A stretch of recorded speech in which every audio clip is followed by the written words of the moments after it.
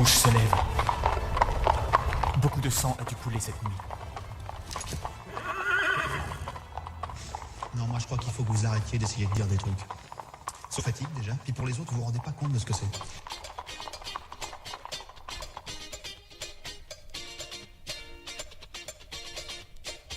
Je suis bien content d'être venu.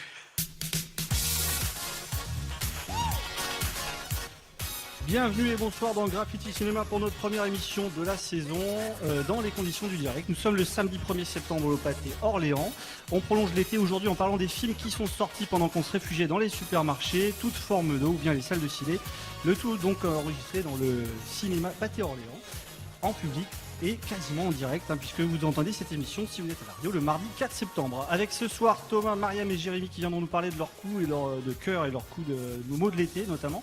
Loïc qui nous fera toujours une vision de l'avenir puisqu'il est venu avec sa chronique du lendemain qui critique les films avant leur sortie. Et Doc Teaser qui viendra avec une bande-annonce sous le bras pour nous donner envie d'aller au ciné pour oublier la rentrée. Bienvenue dans Graffiti Cinéma si vous écoutez l'émission. Merci en tout cas à notre invité Sébastien Aguirre, bonjour.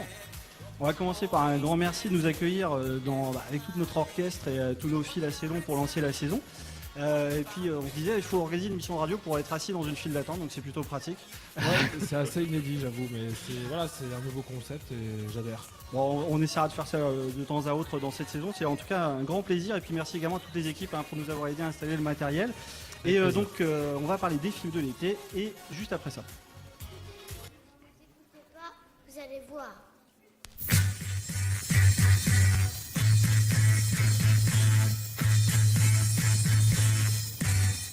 Alors on va commencer directement avec une série de questions pour justement faire le bilan de cet été, puisque là on est quand même le premier, on a eu un été peut-être en pente douce, on va en parler.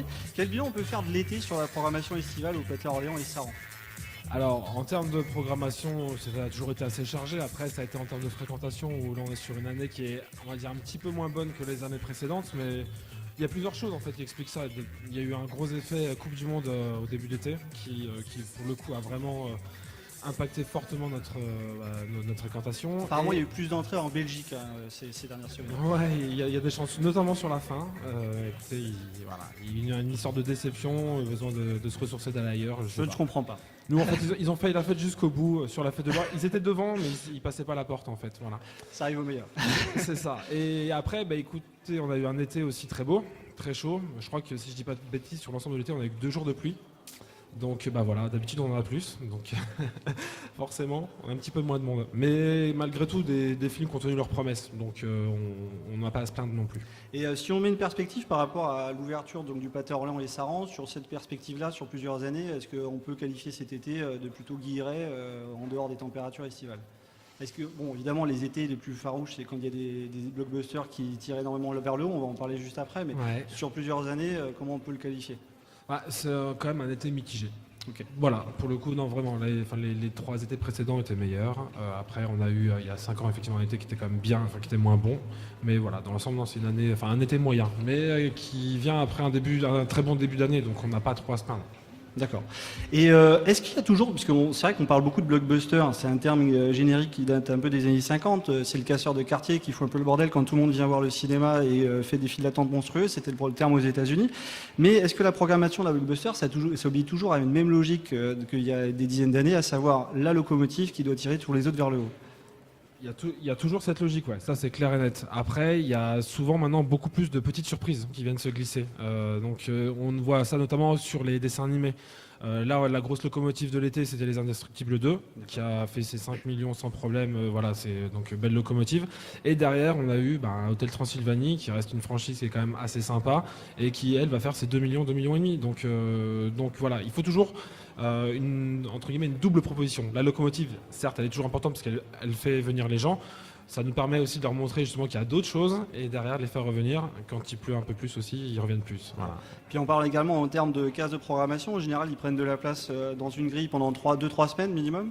Ça dépend. Un Indestructible, je pense qu'on va le garder quasiment des séances jusqu'à la Toussaint, okay. À mon avis. Sachant qu'un Hôtel Transylvanie, à mon avis, fin septembre, il n'y en a plus, je pense. Après, ça dépend des films, ça dépend effectivement de comment ça fonctionne. Et par contre, il y a des vraies déceptions qui font que, au bout d'une semaine, il n'y a plus de film. Ça se perçoit dès les premiers jours, en général, quand Ouais. il y a un film qui va pas Oui, marcher, qu'un bouche à oreille va être. En un règle petit peu générale, catastrophique. passer le mercredi et le jeudi, on le sait. On sait déjà. Ouais. D'accord. On a de fortes suspicions. Bon, on en parlera peut-être pour quelques films en sac, on chroniquera tout à l'heure. Ouais. Dès le premier jour. Ouais, en fait, dans le cinéma, on suit beaucoup ce qu'on appelle les démarrages le mercredi, c'est très très important. Les entrées parisiennes aussi sont un vrai indicateur, même avec ne serait-ce que les entrées parisiennes, on sait si un film potentiellement peut rester en deuxième semaine ou pas. Ah oui. Donc il n'y a pas d'autre chance qui sera donnée au film ou On va dire dans les gros circuits, Ouais. non. Voilà, c'est le monde impitoyable du cinéma. Ah oui. Thomas, tu avais peut-être une question Ouais, sur l'IMAX qui change un oui. petit peu la donne, peut-être en termes de programmation, évidemment. Ça change pas vraiment la donne en termes de programmation, ça nous donne des contraintes supplémentaires par contre en termes de programmation. C'est-à-dire qu'un film qu'on va sortir au format IMAX, on ne peut pas le sortir qu'au format IMAX. Donc c'est-à-dire Ouais. que par exemple sur un Mission mobilise. Impossible, Ça mobilise plusieurs salles. exactement. On est obligé de l'avoir une autre proposition d'un même film sans l'IMAX, sans le supplément qui va avec. Et voilà pour qu'il y en ait pour tout le monde et pour toutes les poches aussi. Mais sur les 7-8 mois là, d'exploitation, ça fonctionne bien. C'est un carton. Parce que le tarif, il est quand même assez le un tarif- peu élevé. le Bon, tar- il y a la prestation derrière, on Ouais, cache le pas, mais le bon, tarif ça est fait quand élevé. même un petit peu, C'est effectivement une des choses sur lesquelles on s'est fait attaquer quand on a annoncé l'ouverture de la salle et quand on a annoncé les tarifs de la salle. Après, 98% des retours nous disent que le supplément vaut largement. L'expérience vaut largement le supplément. Pardon. Donc du coup, on n'est pas trop inquiet à ce niveau-là. Ça fonctionne très très très bien. En termes d'entrée, on avait des objectifs sur une année qu'on a réalisé quasiment en 7 mois. Donc, Ah oui. donc oui, les gens sont très friands de cette salle, vraiment. Et est-ce qu'il y a depuis le format IMAX, est-ce qu'il y a une esthétique et un genre quasiment emblématique de l'IMAX? Est-ce qu'il y a vraiment Oui. des films qui commencent à être caractéristiques de ça? Oui, en fait, la caractéristique de l'IMAX, c'est justement c'est le gros blockbuster, c'est le film d'action, c'est le film à sensation. Malheureusement, en France, les réalisateurs n'optent pas pour l'IMAX, mais le cinéma français, je dirais, n'est pas non plus forcément taillé pour l'IMAX. Il y a on va dire qu'un Besson qui, pour moi, pourrait se permettre d'aller vers ce format-là. Et il l'a fait d'ailleurs sur Valérian, mais n'a pas pu sortir en France son format IMAX parce que il est sorti une semaine après Dunkerque. Et quand on est en fait avec IMAX, on a des obligations de diffusion pendant X semaines du film. Donc là, pour le coup, Nolan avait directement négocié avec Warner et IMAX pour au minimum 3 semaines de présence dans les salles. Et après, à la suite de ça, il y avait eu un autre film qui avait été négocié. Donc c'est pour ça que des fois, les Français, même s'il y a une proposition, n'ont pas forcément leur place. Le seul film français de l'année qui a été en IMAX, c'est Taxi 5. Encore une fois, EuropaCorp, filiale de Besson. Voilà. D'accord. Alors bon, on s'approche déjà de la fin de notre entretien parce qu'on lance l'émission avec vous pour justement faire Oui. le bilan de l'été. Je parle beaucoup, je suis désolé. Non, mais c'est très bien, c'était prévu. On avait justement prévu du temps en réserve. Alors, et pour les prochaines semaines justement en ouverture, est-ce qu'on peut s'attendre à un effet qui prolonge un peu l'été, qui était entre guillemets en demi-teinte quoi, avec Attends. Allez-y, c'est juste pas une année Star Wars pour le coup. C'est pas une année Star Wars, mais il y a plein de choses bien à la fin de l'année. Septembre va être calme comme historiquement tous les ans. Septembre, c'est un mois très calme.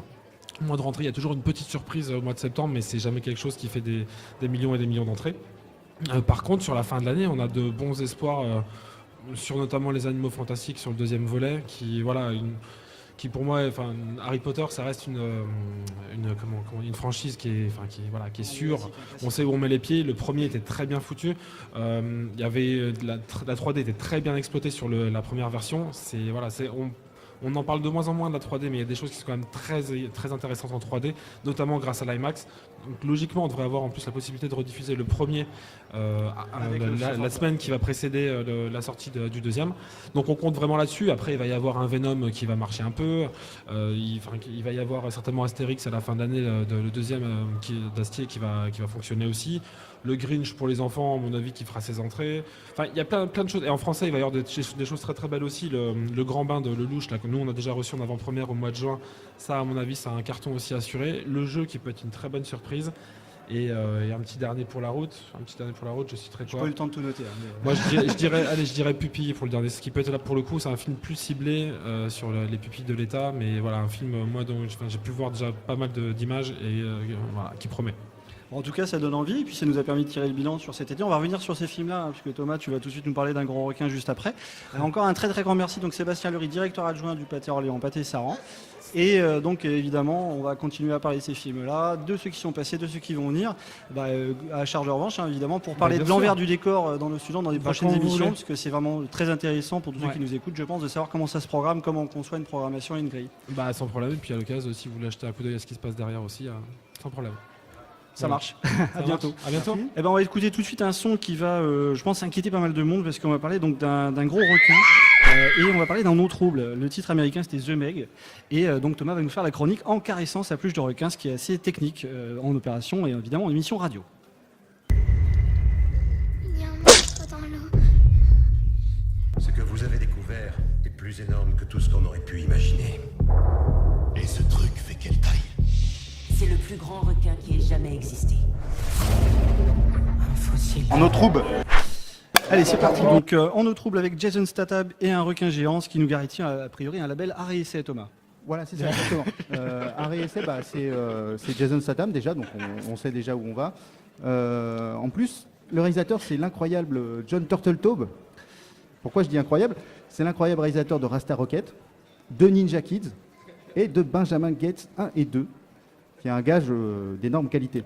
Alors bon, on va pas pitcher le film plus que ça. Il y a un mégalodon préhistorique qui est découvert. Peut-être situer ce qu'est un fortuitement. mégalodon pour ceux Un qui nous énorme écoutent, qui requin. n'en ont pas croisé. Un énorme requin de, je sais pas combien ils disent, Il y en a 75 une mètres. question comme là-dessus ça. sur le quiz, faut pas que tu répondes, sinon. Ah mais je sais plus. J'ai vu ça hier soir et je m'en souviens déjà plus. Donc le film se déroule intégralement au large de la Chine, au sud-est asiatique. Alors évidemment, c'est une coproduction chinoise. Donc il y a des acteurs chinois bien sous tout rapport. Alors il faut faire chinois, mais pas trop quand même, parce qu'il y a quand même le public américain. Faut pas trop le faire fuir. Donc même japonais. n'aiment pas la Chine. Même japonais. Alors on a Masi Oka, qui était déjà l'asiatique rigolo de Heroes. Je sais pas si vous vous souvenez. Alors Oui, il vient là effectivement, pour faire coucou la dans le série. film. Autant dire que bon, ce qui compte, c'est pas qu'il soit là, c'est qu'il fasse coucou. Quoi. D'accord.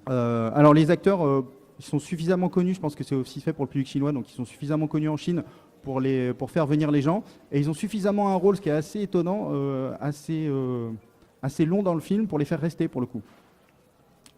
Sinon, tous les poncifs du genre sont développés. Comme dans n'importe quel slasher movie, on sait qui va vivre et qui va mourir dès le début du film. Donc il y a un milliardaire mégalo sans éthique. Étonnant, hein. Un héros, le héros qui est un ancien alcoolique. Alors, tu veux dire, excuse-moi, le mégalodon aurait une sorte d'éthique dans le massacre. C'est ça. D'accord. Exactement, c'est exactement ça. Comme dans Scream, comme dans Halloween ou D'accord. Vendredi 13, c'est le même principe. Donc on a un héros alcoolique, un peu qui doit affronter de nouveau ses traumatismes. Bon, c'est un peu un grand classique. Les deux lourdeaux rigolos. Son ex-femme, bon, qui est là pour pareil, dire coucou. Et sa nouvelle femme, bien sûr. Et évidemment une gamine de 8 ans. Surdouée, puis qui est presque doctorante en thérapie de couple, hein, évidemment, pour que ses parents se marient. D'accord. C'est beau. Bref, bon, ça aurait pu être sympa dans l'aspect Jurassic World, je sais pas si vous voyez un peu, où effectivement, même si le scénario est pas génial, les effets spéciaux surclassent le reste. Là, ça surclasse pas grand-chose. On va pas se mentir. Le mégalodon, on le voit très tardivement, et quand on le voit, on a un peu peur parce que c'est pas génial. D'accord. Après, c'est un grand classique de l'été. Faut pas y aller. Il y a plus de films cet été qui sont sortis avec un peu plus de frissons et un peu plus d'action et d'envie que celui-là. C'est un peu dommage. On se dit qu'en regardant le premier Jurassic Park, voilà, on a un peu plus la frousse qu'ici. D'accord. Voire même les dents de la mer, surtout. Alors pour prendre un peu de recul, il faut quand même situer, c'est que les mégalodons, c'est toujours surprenant de les voir dans une production de studio a priori sérieuse, même Ouais. bon, si apparemment on peut pas forcément s'attendre Non. à un Jurassic World comme tu le dis, Non. parce que jusqu'à maintenant c'était surtout des studios de série Z qui les récupéraient, qui ont fait une plâtrée de nanars et qui prennent en vedette le mégalodon. D'ailleurs, dans quelques secondes, on va faire gagner des places, on va commencer notre quiz en 2 étapes avec Iliane pour faire gagner des places pour la nuit Nanarland 3. On va écouter un petit son de gratte et puis on va se retrouver juste après.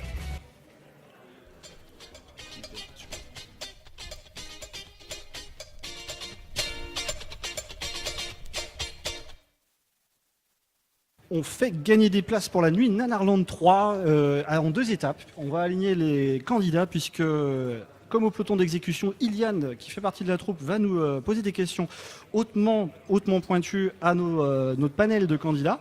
Alors l'enjeu, il est très important, évidemment. Il y a quand même une réputation sur Orléans si vous gagnez notre quiz, mais également remporter donc 2 places pour une nuit au Grand Rex. C'est un des plus grands cinémas d'Europe à 2500 places pour aller voir donc ces films diaboliquement stupides mais terriblement drôles. Cette nuit Nanarland 3 rassemble des films en général de série B qui ont très mal vieilli, qui en deviennent très très drôles. Je vous donne quand même la programmation, même si vous n'êtes pas tous forcément des puristes. On commence par le mythique Wildfire, suivi par Force Noire, Zombie 3 et Ninja 3, The Domination. Sans l'accent évidemment, on n'est pas à Oxford. Donc on va poser des questions avec une première série. Iliane, il a le micro, il est avec nous, tu es toujours là Iliane, bonsoir. Bonjour, bonsoir. Alors tu vas pouvoir poser d'abord une première série de questions. On va commencer avec des questions à choix multiples pour nos candidats. Et ils vont chacun avoir une question à choix multiples pour cette première partie du quiz. C'est à toi quand tu veux. Bien évidemment. Alors salutations à tous et à toutes. Je prierai aux personnes qui participent au quiz de s'approcher s'il vous plaît. Les personnes qui participent au quiz, venez vous approcher s'il vous plaît. Bon, il y a des têtes connues ok. qui ont profité d'un réseau hautement confidentiel pour pouvoir aller gratter les places. Bien, on va commencer. Donc ils sont 4. Il va falloir, attention les gars, il va falloir qualifier 2 personnes pour notre finale de tout à l'heure. Et on commence par les questions à choix multiples. Iliane, quand tu veux. Très bien, alors je vais demander à la personne qui ne possède pas de lunettes de s'avancer s'il vous plaît. Alors, bonjour à vous. Bonjour. Comment vous appelez-vous? Mathieu. Très bien Mathieu. Alors je vais poser une petite question. Est-ce que vous aimez les séries ou pas du tout? Ouais, plutôt. Très bien. Alors, pour quelle raison la série Lost a-t-elle failli dégoûter sévère Angeline Lilly du métier d'actrice? Réponse A, parce que la série est nulle. Réponse B, parce que le tournage lui faisait ressasser des sentiments négatifs. Réponse C, parce qu'elle n'a jamais compris la fin, en fait, ni le début ni le milieu. Et réponse D, parce qu'elle s'était trompée de porte au casting ce jour-là. Comme c'est mon sentiment profond, je vais dire la C parce qu'elle n'a pas compris la fin ni le début. La C? Eh bien malheureusement c'est une mauvaise réponse, c'était la B effectivement. Parce qu'à travailler n'empêche plus de 6 heures par jour pour la série, ce qui est quand même énorme. Ouais. Bien évidemment. Bon, il y en a pour qui Lost fait ressasser plus d'heures encore dans la journée des sentiments négatifs. Alors, deuxième candidat. Mathieu il est à 0 pour l'instant, mais les premiers à 2 sont en finale.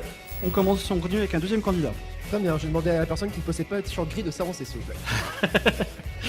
C'est une émission de radio, t'es dur. Bonjour, comment vous appelez-vous? Christophe. Ouais, bien Christophe, pour vous c'est une petite question sur les remakes de films. C'est-à-dire, lequel de ces grands films a été revu de manière surprenante par un fan qui s'ennuyait? C'est-à-dire qui a été remanié. Alors, réponse A, Spider-Man en version ch'ti. Gras pouvoir, gras responsabilité. Réponse B, Jurassic Park en version Talon-Haut, la classe ultime. Réponse C, Batman en version muette, très peu de changements. Réponse D, Thor Ragnarok en version bon film.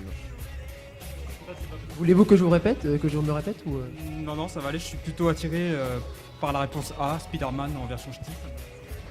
Spider-Man en version ch'ti, et bien malheureusement c'était la réponse B, Jurassic Park en version Talon-Haut. Même les dinosaures peuvent s'habiller. Il existe sur YouTube, Jurassic Park en version talon, on la mettra directement sur la page Facebook de l'émission. Spider-Man en version ch'ti, gras pouvoir, gras responsabilité, n'existe pas, mais si vous voulez l'écrire, il n'y a pas de problème. Troisième candidat. Troisième candidat, Stranger. La personne qui possède des chaussures marron peut-elle s'avancer s'il vous plaît? C'est parti. Ouais, marron. Bonjour à vous, comment vous appelez? Clément. Clément, et bien Clément, pour vous ça va être une question sur les anniversaires. Alors, quel anniversaire n'a pas eu lieu cet été? Réponse A, Robert De Niro, 75 ans. Réponse B, Ahmed Best, 45 ans, Jar Jar Binks. Réponse C, Ben Affleck, 46 ans. Ou réponse D, Al Pacino, 70 ans. Al Pacino. Quel anniversaire? Al Pacino, bien évidemment. Pacino. C'est Pacino. C'est Al Pacino. Alors, quel anniversaire n'a donc pas eu lieu? Voulez-vous que je me répète ou pas du tout? Je miserai sur Al Pacino. Sur Al Pacino. Et bien évidemment, c'est Al Pacino qui gagne. Donc, un petit point pour vous. Un point pour Clément qui prend la tête. C'est magnifique pour un fan de Nanar. Et le dernier de la liste qui Le s'avance. candidat qui participe aussi à RCF. Le candidat est une candidate. Non. Alors, bonjour à vous. Pas besoin de vous présenter, mais on va le faire quand même. Jérémy, salut. Bien évidemment, je fais aussi l'émission. Il ne change même pas son Graffiti prénom, il fait Radio. partie de l'équipe, il s'est inscrit. Il n'a pas vu les questions, hein, on a le maître, le huissier qui est passé tout à l'heure et qui a évidemment vu qu'il n'a pas triché. Alors, est-ce que tu es fan d'Inception? Pas du tout. Un fan d'Inception, c'est ce qu'on a entendu? Ouais. Une question sur Inception, sur la fin d'Inception. Alors, quelle est l'explication de Michael Caine, bien évidemment, sur le twist final d'Inception? Réponse A, si vous avez mal au crâne, c'est que c'est réel. Réponse B, la toupée n'existe pas. Réponse C, si je suis là, c'est la réalité. Ou réponse D, si vous voyez Zach en train de chanter, vous êtes bourré. Vous voyez Zaz en train de chanter, il Non, me c'est tue Zach, les vannes en plus. C'est écrit Zach. C'est écrit Zach. Je dirais B. La réponse B, La toupée n'existe pas. Et malheureusement, non. c'était la réponse C. Ouais. Si je suis là, c'est la réalité. Michael Caine a expliqué que quand il y avait son personnage, normalement on est dans la réalité, on n'est pas dans le rêve dans Inception, donc j'ai pas eu envie de revoir le film, j'avais pas assez de Prozac avec moi. On va passer maintenant aux questions one shot, une question de rapidité, donc Kylian avec beaucoup de mauvaise foi va désigner évidemment le candidat qui sera le plus rapide et qui donnera la question. Les premiers à deux, les deux premiers sont en finale. C'est parti. Très bien. Oui, vous pouvez lever la main ou dire une phrase, juste une phrase. Du coup, pour la série de repêchage, à 2 mètres près, quelle est la taille d'un mégalodon? 70 mètres pour Christophe. 70 mètres pour Christophe, c'est une mauvaise réponse. C'est un petit peu trop gros. Un petit peu. 75 pour c'est Mathieu. toujours trop gros. 55 pour Clément. c'est toujours trop c'est gros. mieux. 30, 30 pour un tricheur dans le public, magnifique. Eh non. 35, ah toujours pas. Bah, le plus près des 4. 25. Le plus près, c'est bon ça, hein. C'est 16 à 20 mètres. Donc 16 à 20 mètres. ça va être un point pour Clément qui va directement en finale. C'est fabuleux. Pour un mégalodon, c'est petit. Donc on a un candidat qui croise souvent des mégalodons. C'est un mignolodon. Alors du coup, il nous reste donc des candidats qui ont 0 points. Le premier qui a 2 points va aller en finale. Et il nous reste d'autres questions, c'est parti, à toi. alors du coup, à 10 mètres près, quelle est la taille d'un Jason Statham? Joli. Bien évidemment. Il a dégainé du premier coup à 10 mètres près. Bravo. Mathieu trouve la taille d'un Jason Statham qui fait 1m78. C'est magnifique et c'est un point pour Mathieu. Il nous reste 2 questions. Deux questions. Quand a disparu le mégalodon? Est-ce que je peux avoir une date s'il vous plaît? Non mais il a mis un mot technique, mais on va essayer de voir il s'il y y a a d'autres. longtemps. Ah mais faut des chiffres, Oh, il est déjà qualifié. Faudrait un peu de chiffres s'il vous plaît. À 10 ans près. 65 pour Jérémy. 65 millions d'années. Christophe, combien 2 millions d'années. Ah, c'est bien ça. 4 millions d'années. C'est Christophe qui prend le point. remporte un point. Un C'était partout, 2 millions attention. 6. On va garder Christophe et Mathieu pour la question finale, pour cette dernière question. Pour voir qui va en finale entre vous deux, les garçons. Vous pouvez vous regarder avec un petit peu d'agressivité, puisqu'il y a un enjeu quand même assez important. Iliane, quand tu veux. Alors, pour la question pour aller en finale, quand a disparu Jason Statham? Non. Après quel film a disparu Jason Statham?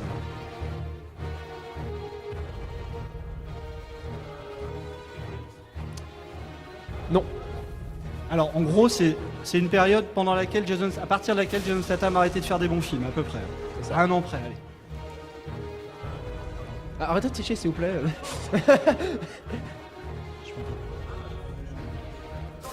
Avec Ouais, le film avec Stallone et, Ouais. et les autres là, l'équipe là, je sais plus quoi. Là, Alors, oh là là. Bon, on l'avait pas entré dans la catégorie bon film, mais. Alors, Iliane, qui est qualifié? Parce qu'on a loupé une petite info. qui est qualifié? Entre Mathieu et Christophe, sachant qu'il y en a un qui est maître Jedi, donc tu feras attention. Évidemment. C'est Mathieu qui va en finale? Je pense, oui. C'est Mathieu qui va en finale, ça tombe bien, on n'a pas de soucis. De côté de la force. Bravo, on peut On a applaudir, le tout le monde peut finaliste, applaudir on se s'il vous retrouve plaît. juste après Un petit clapping. pour un les petit questions, le clapping. quiz Nanarland. Et on va enchaîner avec les blockbusters. Félicitations. À tout à l'heure. Également à ceux qui ont participé, Jérémy, Christophe. On va avoir des cadeaux de consolation pour nos perdants, notamment des nanars, hein, puisqu'on a eu quand même, on s'est beaucoup collecté.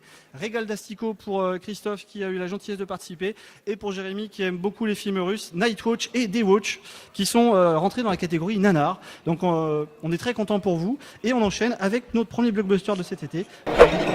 La bande-annonce de Mission Impossible. Maintenant. Prends ça dans tes dents. Mission. Si toutefois vous l'acceptez. Je m'interroge. En avez-vous déjà refusé? La fin que vous redoutiez est proche.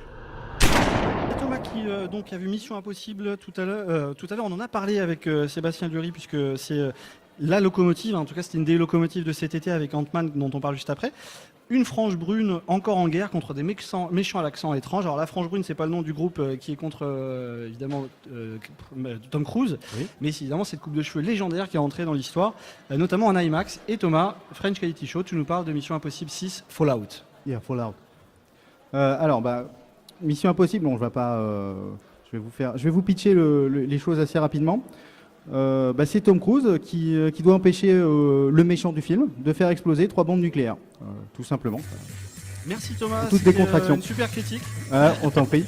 Alors, là, c'est un grand classique, c'est une suite directe du numéro 5. Donc, il faut un petit peu avoir suivi pour comprendre. Bon, on va pas comprendre les arcanes totales du scénario, mais il faut avoir suivi quand même. Déjà, ce qu'on peut constater, c'est que les Américains arrangent mieux leurs films. C'est-à-dire que le 5, le 6 vient après. Il n'y a pas de préquel, Voilà. 2-1, c'est plutôt Donc, cohérent pour les spectateurs. C'est une suite du précédent, même gentil, même méchant, même cascade incroyable. Alors, bon, il manque juste Jeremy Renner, c'est un peu dommage, Ouais. qui apportait quelque chose d'un peu plus frais dans le 4 et le 5, je trouvais. Mais il était trop occupé à ne pas apparaître dans Avengers, puisqu'il n'y est pas. Et du côté des gentils, il est avantagement du côté des méchants, pardon. Il est avantagement remplacé par. Alors, moi, je veux bien que tu fasses des chroniques, mais t'inventes pas des adverbes. Il me semble que c'est avantageusement. Ah oui, avantageusement. Non, parce qu'il y a peut-être des profs de C'est français vrai. autour de nous, il faut faire gaffe. C'est les vacances. Donc il est avantageusement remplacé par Henry Cavill, avec une des moustaches les plus importantes de l'histoire du cinéma. Bon, on peut peut-être le dire pour ceux qui nous écoutent, c'est que Ouais. c'est une moustache qui a justement ridiculisé un autre film, un autre blockbuster de Exactement. chez DC. Alors, Puisqu'il avait dû l'enlever pour un tournage. Rapidement, il y a eu des problèmes de tournage d'un autre film où il joue Superman. La production de Mission Impossible a refusé qu'il se rase la moustache pour jouer Superman. Donc dans le film Superman qui est sorti au mois de novembre, les producteurs ont dû effacer numériquement la moustache d'Henry Cavill. Et ça se voit vraiment beaucoup. Oui. Et c'est très drôle. Effectivement. Alors le film vaut surtout, je pense, pour la première heure. Et les séquences filmées à Paris.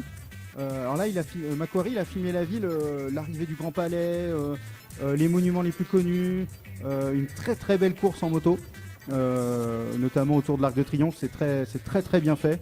On l'aperçoit dans la bande-annonce. Ouais, franchement, c'est vraiment ce qui se fait de mieux là en termes de cascade. C'est très impressionnant. Après, on passera sur le caractère un petit peu messianique du personnage de Tom Cruise. Bon, alors il prend tous les péchés du monde sur lui. C'est dommage quoi. Il attend la bénédiction de sa femme pour s'autoriser à flirter. Alors, attention, hein. Ça me paraît cohérent. Non, de son ex-femme. D'accord. De son ex-femme pour flirter. Il n'y a pas de bisous, pas de situation équivoque. C'est l'anti-James Bond en fait, le Ethan Hunt. Donc du coup, ça va, il réussit, hein, on n'est pas surpris, mais franchement, faut y aller pour la première heure et quart, je dirais, où là, ça nous donne ce que ça doit donner, de l'action, des cascades incroyables. En plus, on a vraiment l'impression que c'est lui qui fait toutes les cascades, et ça, c'est très impressionnant pour un type qui a quand même presque 55 ans. Voilà. Ouais, sans Et effet il est numérique. toujours en forme. Bon, c'est un film de Christopher McQuarrie, on le suivra en DVD, mais effectivement c'était une des locomotives de cet été. On va directement enchaîner, merci beaucoup Thomas pour ce film, il était sorti le 12 juillet. On va sortir avec une autre grosse locomotive qui est sortie le 4 juillet. Cette fois-ci on va se servir de ça, puisque c'est Ant-Man et la guerre. Et c'est Jérémy qui va nous en parler. Je fais des bêtises. Et les personnes que j'aime le plus le paient très cher. Grâce à toi, on a dû s'enfuir. Un papa poule super-héros drague une héroïne très souriante, en tout cas autant que Carole Bouquet. Jérémy, tu nous parles d'Ant-Man et de la guerre. Ant-Man. Ouais, alors suite du premier Ant-Man, du coup. Oui. Alors je vais situer le film entre. Alors ça se situe entre Captain America Civil War et Infinity War, le dernier qui est sorti. C'est vrai qu'il faut suivre, hein, parce qu'il y a une logique Oui, il faut suivre le MCU. Mais on n'est pas obligé d'avoir vu tout le MCU pour. Voilà. On peut le voir en seul, tout seul, sans avoir vu les sans autres. avoir vu y a pas les de autres. problème, ça marche. Tous les films du MCU d'ailleurs. Alors qu'est-ce qui lui arrive à ce Ant-Man ? Donc on retrouve le docteur Hank Pym, qui du coup est à la recherche de sa femme dans le vide quantique. Enfin, L'après-midi relativement standard, quoi. Voilà. Allez, on va chercher ma femme dans le vide quantique. De fil en aiguille, il finit par avoir besoin de Ant-Man, qui est assigné à résidence suite aux événements de Civil War, en fait. Voilà, où ils ont cassé un petit peu plusieurs villes relativement importantes, en tout cas légèrement plus grandes que Shinji. Voilà. Et effectivement, il se retrouve sanctionné par le système judiciaire américain. Et au début, il est assigné à résidence dans sa maison. Il est assigné à résidence. Beaucoup de particularités dans ce film. Le rétrécissement des voitures est très surprenant et très marrant. C'est vrai qu'Ant-Man, il faut peut-être situer pour ceux qui ne le connaissent pas, donc l'homme fourmi, évidemment, si vous n'avez pas fait anglais LV2. Et il a la capacité de se réduire, mais également d'augmenter énormément. Et donc on joue sur les échelles énormément dans ce film-là. C'est ce qui est très intéressant et ce qui peut-être le décale des autres Marvel. C'est ça. Donc ils en font rétrécir des voitures et c'est assez sympa parce qu'on retrouve le petit bruit de la voiture de la petite voiture télécommandée, tu vois. Tu peux refaire le petit bruit de la voiture commandée, s'il te plaît. C'est important. Donc c'est un film qui est porté sur l'humour, oui, aussi, notamment avec sa petite équipe qu'il y a dans le premier, petite équipe de braqueurs. Il n'y en a ni trop ni pas assez, c'est assez bien dosé et ça marche. C'est vrai que si on aime bien l'humour Marvel, c'est le film idéal. C'est ça, ouais. Autant dans Les Gardiens de la Galaxie, il peut y en avoir trop, autant dans Ant-Man, c'est raisonnable et ça reste bien équilibré. Donc on retrouve un Laurence Fishburne et une Michelle Pfeiffer au top de leur forme. C'est vrai. Et qui prennent bien leur rôle. D'ailleurs, petite anecdote, Laurence Fishburne, qui joue aussi dans les DC, dans Man of Steel. Oui, effectivement. Ouais. Et Laurence Fishburne, on l'a vu notamment en Morpheus dans Matrix. Il a beaucoup de rôles comme ça, de grands sages, à la Obi-Wan Kenobi. Donc de très bons effets spéciaux, la continuité du MCU, on en apprend un peu plus sur l'histoire. Donc c'est peut-être un des films les plus familiales de Marvel également. Thomas, peut-être pour conclure là-dessus. Si, c'est ça ressemble aussi à Spider-Man de l'année dernière. Oui. On sauve pas le monde, mais on passe un bon moment, on s'amuse bien. Il y a moins d'enjeux que dans les films Avengers, mais c'est plutôt sympa. C'est plutôt sympa à regarder. Il y a surtout un petit final pour nous expliquer pourquoi Ant-Man n'est pas dans le film Avengers. Oui. Et c'est plutôt bien amené. Effectivement. Et c'est vrai que ces films-là qui se concentrent sur un super-héros nous racontent souvent les histoires entremêlées des grands films qui les rassemblent tous, qu'on a parfois un petit peu de mal à suivre, qui est vraiment une logique de comics très anglo-saxonne, mais on commence petit à petit à s'y faire pour les plus fans. Bien, merci beaucoup Jérémy, Thomas, pour nous avoir parlé de ce film-là, Ant-Man et la Guêpe. On suivra évidemment en sortie DVD, même s'il n'a pas trop besoin de nous pour faire de la promo. Et on va directement enchaîner avec la virgule du lendemain, parce que figurez-vous que si vous écoutez l'émission pour la première fois ou si vous y assistez, on a quelqu'un dans l'équipe qui s'appelle Loïc, ce qui est plutôt sympa dans la vie en général. Bon, il y a plein de Loïc sympas qu'on connaît tous. Bon, ils sont tous marins en général, mais bon, tu n'as pas choisi cette voie-là. Mais ici, il a un super pouvoir, c'est que Loïc peut critiquer les films avant leur sortie, et il a choisi cette semaine Photo de famille de Cécilia Roux. Moi, visiteur du futur. Qui est président des États-Unis en 1985 ? Ronald Reagan. Ronald Reagan. Sans blague, vous trouvez pas que c'est paradoxal ? Ouais, c'est pas faux. Vous écoutez RCF Loiret, c'est Graffiti Cinéma, on enregistre une émission dans les conditions du direct au Pâté Orléans, Place de Loire, et Loïc tout de suite qui nous critique un film avant sa sortie, c'est un super pouvoir, tant pis si vous l'avez pas. Exactement. Rappelons à nos nouveaux auditeurs toujours plus nombreux que je suis le voyant du grand écran, l'oracle du spectacle, la pitié de Graffiti. Je décode les films, j'interprète les scénarios, je les raconte sans les voir. Alors bon, les mauvaises langues diront que c'est d'une fiabilité variable, d'un réalisme approximatif, c'est pas faux. Alors, quel film ? Il faut admettre que ce n'est pas avec les sorties de cette semaine que le pâté pourra se refaire la cerise. Alors, avec la motivation d'une veille de rentrée, je me suis penché sur Photo de famille, le film de Cécilia Roux, avec un casting qui semble à la hauteur, avec la toujours fraîche Vanessa Paradis, véritable pastille Vichy du cinéma français, et Jean-Pierre Bacry, le râleur de service, le Donald de la comédie de mœurs, qui continue de promener son ronchonnement perpétuel à l'affiche de quelques films, en attendant sans doute de reprendre le rôle de Gérard Hernandez dans Scène de ménage, où il ferait merveille. Alors, bon casting, question de point de vue, parce que Chantal Lobby et Camille Cotin, comment vous dire, une nulle et une connasse, ça fait beaucoup pour un seul film. Bon, voilà, les photos de famille, un moment de joie et d'osmose dont on se languit avec la même excitation qu'un rendez-vous chez le dentiste, une chaleur, une effervescence que l'on ne retrouve que dans le hall d'attente de la sécurité sociale. Bref, à moins d'être la mère de famille ou le photographe grassement payé, tout le monde déteste les photos de famille. Ces moments où l'on arrête le temps, le repas, les rires, les mots et les gestes pour se souvenir plus tard que le temps passe. Doc Teaser me disait tout à l'heure, pour faire un petit trait d'humour, que la photo de famille, c'est un cliché. Tiens, lui, par exemple, il vaut mieux l'avoir en photo qu'à table, parce que, assis à côté de ce monument, vous avez intérêt de tenir votre assiette à deux mains, si vous voulez pas qu'il vous la kidnappe. Bon, revenons-en à notre famille. Je ne sais plus qui disait « Je n'ai pas besoin d'ennemis, j'ai une famille ». Bon, on a les enfants qui ne se remettent pas du divorce de leurs parents, qui eux-mêmes ne se remettent pas de leur mariage, les deux filles qui choisissent de vivre avec leur père, le fils qui choisit de vivre avec sa mère. Il faut admettre qu'on n'est pas devant le parangon de la manif pour tous. Mais tout le monde se retrouve l'été chez les grands-parents maternels. Et là, patatras. Le grand-père va de patresse et, le voyant en costume de sapin, ils prennent conscience que la grand-mère n'est pas dans ses meilleurs jours non plus et qu'elle commence à bien tourner la carte, ne reconnaissant plus son fils. La fratrie va devoir tenter de se rabibocher et la famille tout entière tentera de trouver une solution pour la veuve, mais bien entendu, chacun a son idée en lien avec ses propres problèmes psy, de vie, d'âge, de couple ou de parentalité. On ne choisit pas ses parents, on ne choisit pas sa famille, on ne choisit pas non plus les divans de Neuilly, de Belleville ou de Boboland pour aller consulter. Cette famille forme un beau collier d'égoïstes qui ne se parlent pas ou mal et qui veulent se rassembler pour avoir l'air d'une vraie famille, pour ne pas vieillir, pour ne pas perdre leurs repères d'enfance, pour exister en somme. Ils veulent que les objets, les odeurs et les habitudes leur racontent la même histoire, que le monde parle d'eux, un monde où les vieux n'ont pas leur place, on est jeune ou mort. Pourtant, les générations parallèles d'une même famille vous mettent le nez dans la camarde qui, justement, n'en a pas. Pierre Doris disait avec justesse, les morts ont la chance, ils ne voient leur famille qu'une fois par an à la Toussaint. On se voit beau, notre présent va trop vite, on tourne le dos au passé, mais on ne veut voir que lui.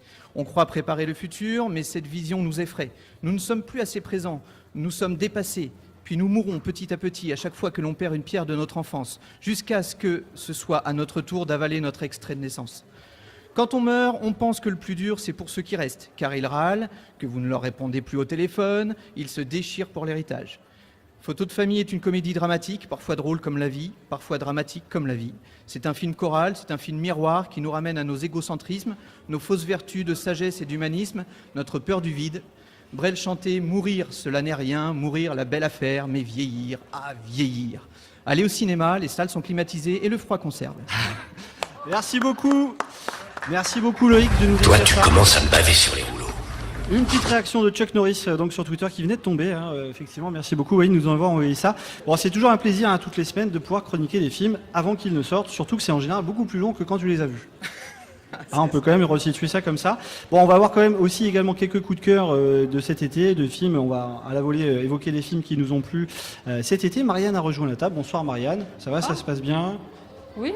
Pour l'instant, ça va? Il est Pour le impeccable. moment, oui. On enchaîne bien. Alors, une petite musique en fond, puis on va parler donc du coup de ces films qui nous ont plu cet été, donc certains qui sont encore en salle, puisqu'on va commencer avec le film de Spike Lee, Black Clansman, pendant ce son-là. Un petit son en tapis.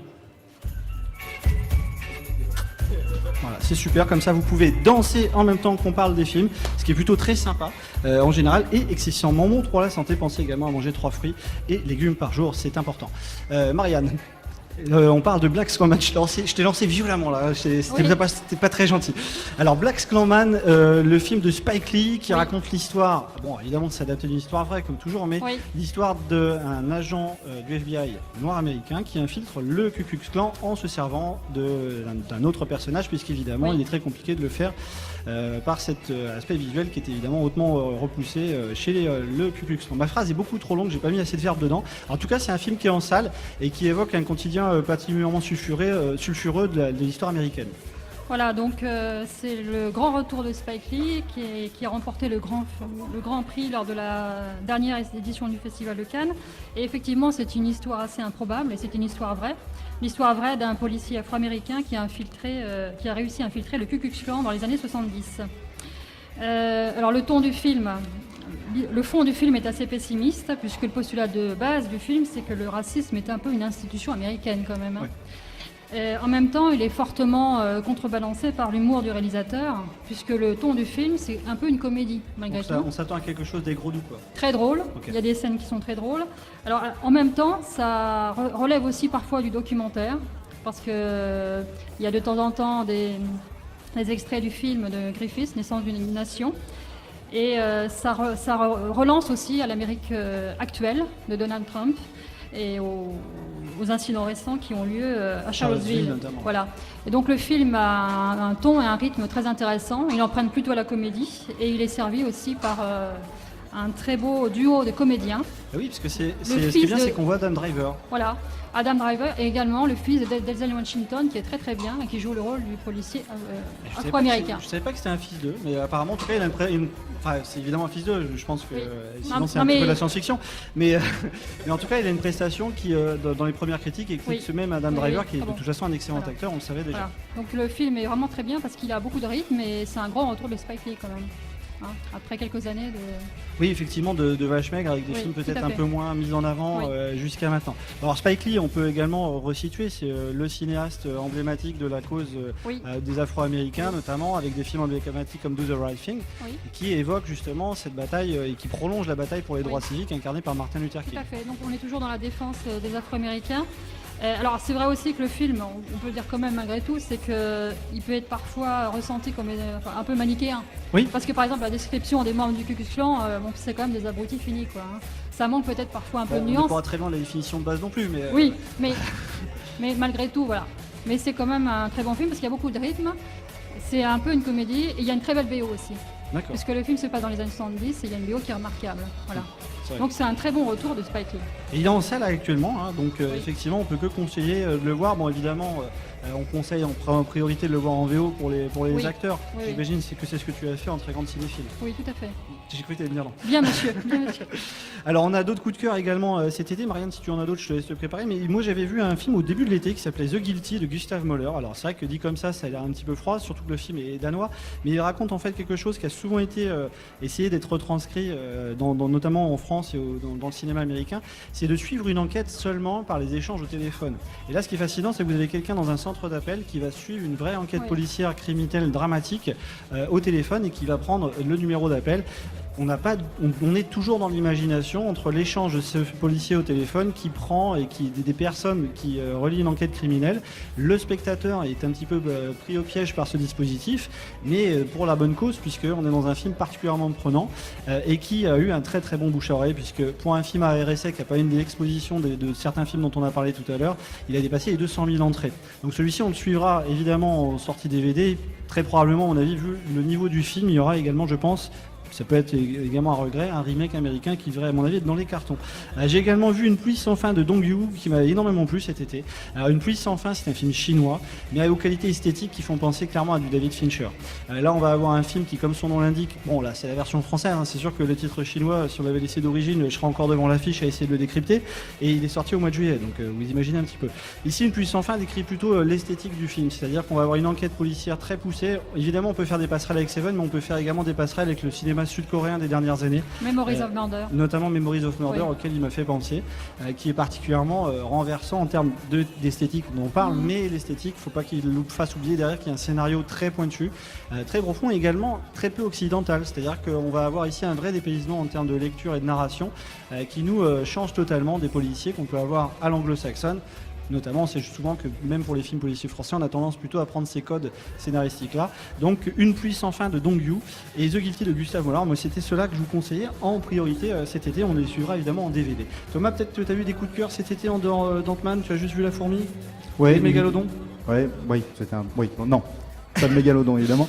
Non, effectivement, Une pluie sans fin, c'est vraiment celui qui m'a donné envie d'y aller et il passait pas là où j'étais. Donc je cherche, j'attends avec impatience le DVD parce que comme tu en as parlé, Memories of Murder c'était déjà très très bon, The Chaser. The Chaser, tous ces films sud-coréens. Voilà, tous ces films sud-coréens, si c'est l'esthétique qui est présente dans le film, j'adhère. On peut même aller jusqu'à dire que là, l'esthétique inspire le scénario, ce qui est souvent le contraire, et que ça, il y a vraiment un échange entre les deux univers visuels et évidemment l'univers narratif. Eh bien, écoutez, c'était bon, les coups de cœur. Évidemment, on n'est pas non plus exhaustif puisqu'il y a des tonnes de films qui sortent l'été, mais à l'image de toute la bande autour de la table, on a quelques préférences qui ressortent, notamment le cinéma de genre. On a parlé des blockbusters tout à l'heure. Maintenant, on va pouvoir parler des films qui sortent, puisque parmi tous les super-héros qui n'ont pas été recrutés par l'écurie Marvel pour faire leur univers, figurez-vous qu'il y a le fameux monsieur cholestérol de la pub, mais il y a également Doc Teaser qui a refusé Marvel pour faire partie de la bande. Doc Teaser, comme son nom l'indique, c'est quelqu'un qui ne voit que des bandes annonces et qui ne va pas voir les films parce qu'il n'a pas le temps.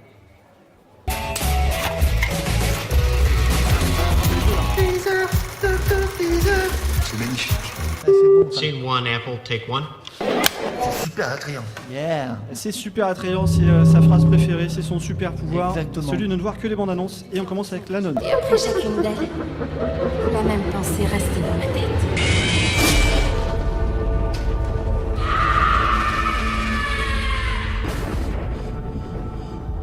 Alors, Doc Teaser, il a vu la bande-annonce de La Nonne, The Nun, en anglais. Tu peux le refaire en anglais, c'est impressionnant. The Nun. ça envoie quand même. Non, c'est pas forcément pour quelqu'un d'anglophone, mais effectivement, ça envoie. Alors, c'est un film qui est dérivé d'un univers qui existait déjà dans le cinéma d'horreur. Exactement, donc c'est un bon petit film d'horreur qui va donc sortir dès le mois de septembre. Mois de septembre. Le 19, exactement. Okay. Qu'on pourra retrouver ici au pâté Quai de Loire, exactement. Orléans. Tu sais dans quelle ville nous trouvons à l'heure actuelle? Je crois. Donc on est au pâté Orléans. Vous allez me réveiller, donc il faut me laisser le temps de me mettre en forme. Donc quoi de mieux commencer l'année scolaire avec un petit film d'horreur. Non mais déjà qu'on est déprimé de la rentrée. Il faut en rajouter encore une petite couche. Et donc La Nonne, eh bien je pense qu'on va être servi. Déjà rien que dans les 15 premières secondes. Moi déjà j'avais des frissons. Alors, je sais pas si on a bien entendu. T'as peut-être mal réglé la clim. Est-ce que c'est le film? C'est bien le film. D'accord. Ouais. Okay, je suis pas très film d'horreur. Je crois que je suis pas très film du tout. Et 15 premières secondes, franchement, ça envoie. Ça commence par un tableau d'une sœur, de Nun, voilà. Et avec une petite musique grinçante. Je crois que c'est ce qui fait un peu le charme des films d'horreur. C'est le mixte entre le son et les effets un peu les effets surprises. Ouais. Donc c'est-à-dire que là tu sens qu'il y a un vrai travail sur le son avec cette musique grinçante. Oui, puis dès le départ ça passe d'un tableau de jour qu'on voit de nuit avec la musique qui grince et qui s'accélère, et là tout de suite ça nous met dans l'ambiance tout de suite. Et après il lance un petit peu l'intrigue. Donc je vous raconte un peu l'histoire. Oui. C'est l'histoire est simple. C'est un prêtre et une sœur qui sont envoyés dans une abbaye en Roumanie. Il faut le souligner, c'est rare d'aller tourner en Roumanie suite à un suicide d'une sœur. Bon, là jusque là rien de terrifiant. Mais la sœur, c'est quand même une mauvaise journée quoi. Oui, ça commence mal. Et bien sûr, comme par hasard, la sœur a des visions. Ah. Ça c'est autre chose. C'est ça qui va apporter un petit peu, je pense, l'intrigue au film, entre le décalage entre ses visions et puis la réalité, et puis la chasse un peu, et le combat entre le bien et le mal. C'est beau, c'est bien, c'est beau. C'est toujours comme ça de toute façon dans les films d'horreur. Oui, c'est souvent. C'est souvent ça. Et c'est toute une enquête dans l'abbaye, à savoir d'où pouvait provenir le suicide de la sœur. Mais ce qui ressort vraiment de cette bande-annonce, c'est la fin. La fin de la bande-annonce, c'est dans le couloir. On voit la sœur qui se balade. Donc c'est très sombre, voilà, un peu glauque. Et la caméra change de vue. Et quand on revient sur la sœur, on voit The Nun donc derrière. Voilà. Et on s'attend à ce qu'elle lui saute dessus, tu vois. D'accord. Mais pas du tout. Elle se retourne et elle dit « Vous êtes qui ?» Donc jusque là, bon. Une bande-annonce assez immersive jusqu'à maintenant. Ouais, c'est ça. Et là, il y a une ombre qui sort de nulle part et qui saute sur la sœur. Bref, et ça te surprend. Et je pense que si c'est ça dans tout le film, je pense que ça peut bien envoyer. Ouais. D'accord. Alors, en tout cas, c'est vrai que c'est un film, alors c'est dérivé de l'univers de The Conjuring. C'est ça, de Conjuring. Il y avait eu 2 épisodes auparavant. Avec Annabelle. Avec Annabelle, notamment. Et c'est vrai que dans The Conjuring, le méchant, c'était Valak. The Nun, tu peux peut-être nous la refaire? The Nun. The Nun, merci. Et donc, le personnage dans The Conjuring 2 était vraiment tellement emblématique qu'ils ont ils ont commencé à créer un film et peut-être un univers dérivé sur ce personnage-là. Il faut savoir pour l'actu, peut-être que tu l'as.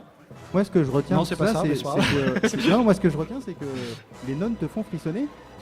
Alors, c'est ça. Ça pose C'est question ce qu'il quand faut même. retenir, je crois, de la bande-annonce.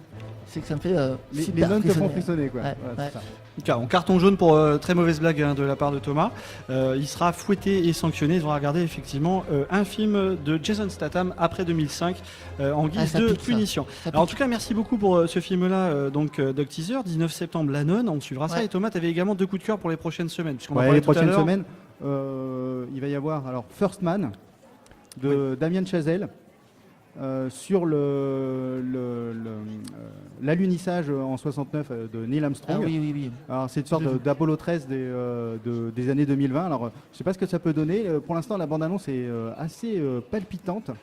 Ça donne envie. C'est pas du tout le même style visuel qu'Apollo 13. Interstellar, peut-être même également. Même pas, non, c'est beaucoup plus resserré avec beaucoup de gros plans sur les personnages. Voilà, je suis assez impatient de voir ça. À voir citer qu'également Damien Chazelle, il va faire un grand écart puisqu'il sort de La La Land. La La Land, oui, effectivement. Alors c'est toujours avec Ryan Gosling qui fait Neil Armstrong. D'accord. Donc voilà, moi je suis client. C'est le 10 octobre, je crois.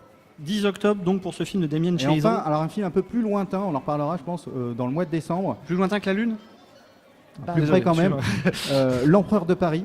Ok. Un film de Jean-François Richet avec Vincent Cassel sur l'histoire de Vidocq. Alors c'est vrai que Vidocq il avait été un petit peu maltraité il y a une quinzaine d'années, une vingtaine d'années par Pitoff, le Pitoff. Oui, c'était un des chefs opérateurs de Besson de mémoire, je crois. Oui, c'est ça. Et alors effectivement, il n'y avait pas grand-chose à sauver dans ce film-là, à part Gérard Depardieu, parce que dès qu'on met Gérard Depardieu quelque part, l'écran noir de fin qui était plutôt très sympathique. Il est toujours énorme, donc c'est voilà. Donc là, j'attends un petit peu beaucoup de ça. On n'a pas encore vu d'image. Il y a quelques photos qui transparaissent. Ça a l'air assez crédible. Je suis un peu teasé, j'allais dire. Allez, il nous reste quelques secondes pour ces films juste avant la finale de notre quiz que vous attendez tous avec beaucoup d'impatience, j'imagine. Et la chaîne de fin, il faudra que nos chroniqueurs placent Silure dans un titre de film de leur choix. Doc Teaser, tu avais un film également. Oui, rapidement, ouais. Si vous aimez les westerns. Non, merci. Non, bon, voilà, une autre... oui, les frères Sister qui sortent donc aussi au mois de septembre. Oui.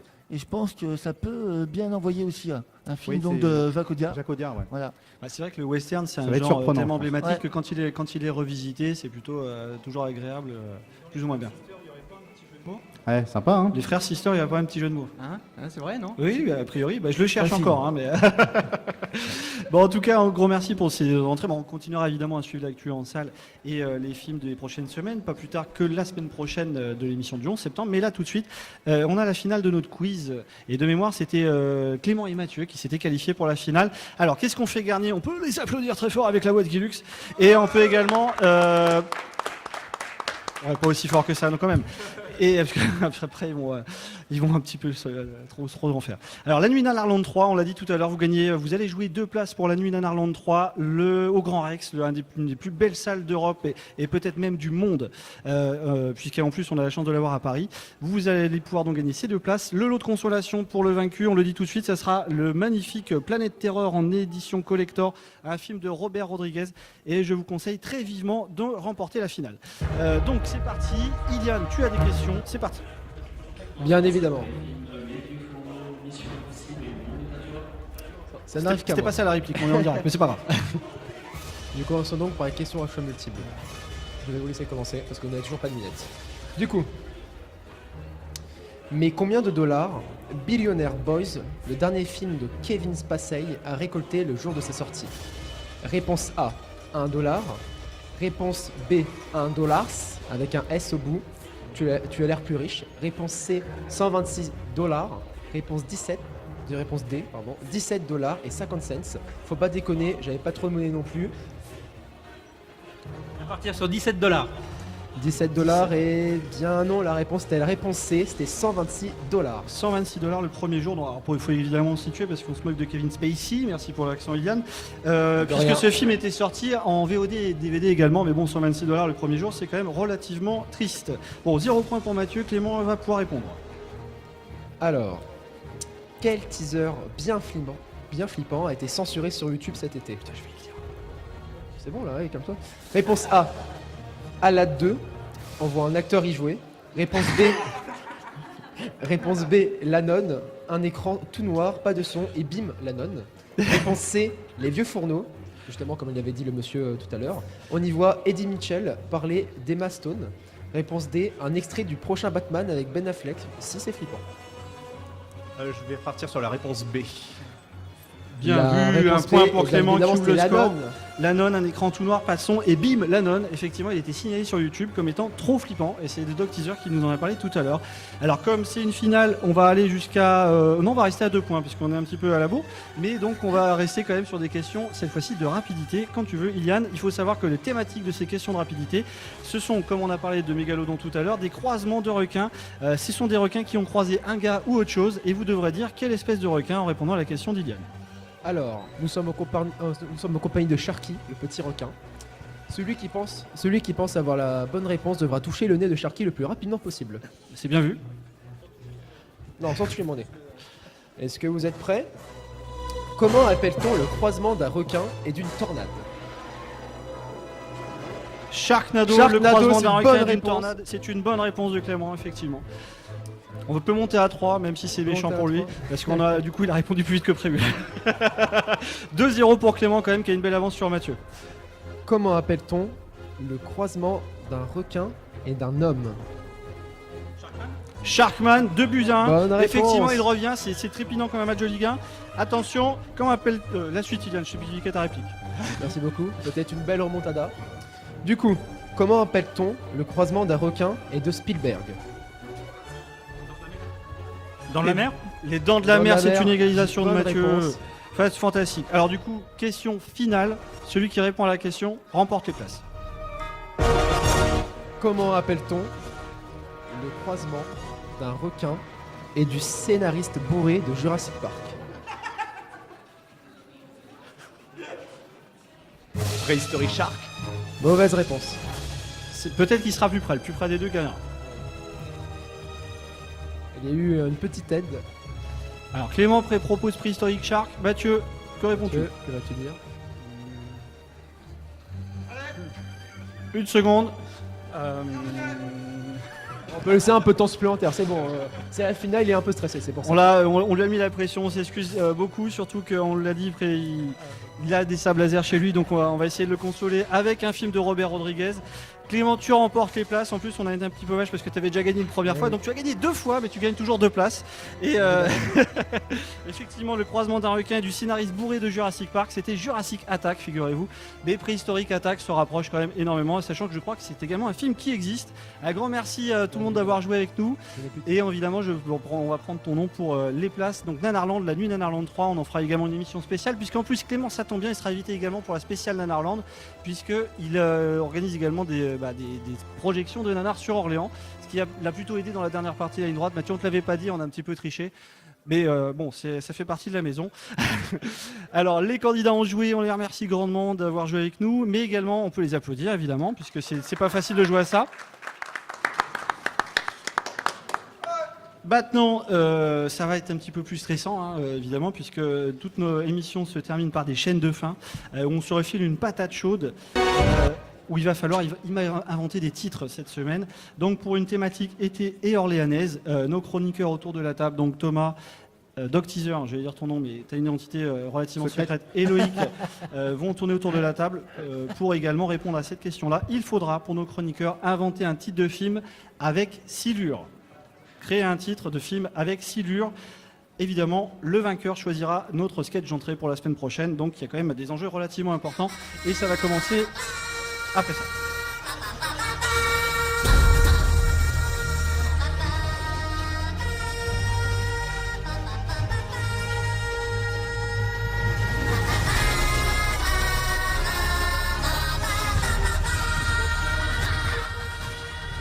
Attention, c'est parti, vous êtes tendus, vous êtes remontés comme des... Il est toujours à la bourse, ce mignon, il est pénible, là, on n'arrive pas à le gifler celui-là. Allez, c'est parti, Thomas, un titre avec un silure. La vie est un long silure tranquille. Vache. Les tontons silures. Les tontons... Le silure des anneaux. Ah oui, ah oui.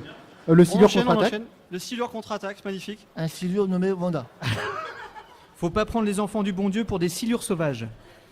Avenger Infinity Silure. Oh là là là, c'est très tendu ce soir, Doc Teaser. Astérix Obélix Mission Silure. Le silure des poètes disparus. Affreux, silure et méchant. Le fabuleux destin du silure Poulain. Il faut sauver le silure Ryan. Harry Potter à l'école des silures. Doc, Jurassic attention. Silure, tout simplement. J'ai pas entendu. Jurassic Silure. Jurassic Silure, Ah oui. ça passe, ça passe. Indiana Jones, c'est le dernier silure. Ah, la vache, ils sont très Les très bons. aventuriers du silure perdu. Là, je lâche. Doc Teaser éliminé. Moi j'ai le silure des agneaux. Le silure des agneaux, déjà dit, élimination. Non, il y avait le silure des anneaux. Qui n'est pas Ah du oui, tout le très même. très bon. Ah oui, effectivement. Mauvaise foi, on va quand même dire que tu as perdu. Et c'est donc Thomas qui triomphe de cette chaîne de fin mythique cette semaine. Et c'est comme ceci qu'on va quitter l'émission, car comme disait Vianney... Ouais, il va venir. Et je lui dis, bon, évidemment, Il est où il Il est avec pas sa là guitare. Il est pas là, ouais. Je m'en vais. Voilà, c'est comme ça qu'on va finir notre émission enregistrée au Pâté Orléans, place de Loire. Un grand merci encore à toutes les équipes, Sébastien Lurie, le directeur adjoint qui nous a invités, qui nous a accueillis. On va continuer donc ce genre de petites aventures, donc suivez bien notre actus sur nos pages Facebook, Graffiti Cinéma notamment. Et puis on continuera nos aventures dès la semaine prochaine. Je me fais attaquer par un mégalodon, Doc. Sur Instagram aussi. vous pouvez nous suivre. On a un petit compte sur Instagram, effectivement, on partagera notamment des images de cette journée-là. Merci à tous ceux qui sont venus nous écouter, qui ont supporté nos jeux de mots un petit peu débiles pendant 1 heure. Surtout les tiens. Et on continuera, il faut savoir qu'on est suffisamment fort pour en avoir toutes les semaines jusqu'à la fin de la saison. Donc si vous aimez ça, tant mieux, sinon bah écoutez, vous allez vous y faire à un moment donné, c'est obligatoire. Tourne dans ma tête. Les images du long métrage.